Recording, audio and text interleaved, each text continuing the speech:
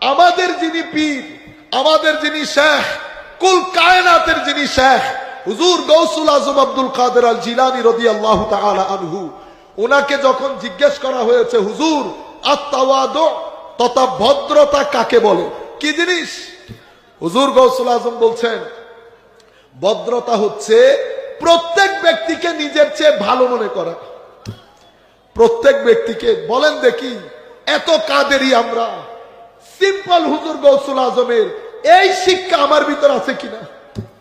নামের মধ্যে কাদেরই লাগানো বড় সহজ, কিন্তু সত্যিকার অর্থে হুজুর গৌসুল আজমের রঙে রঙিন হওয়া বড় কঠিন।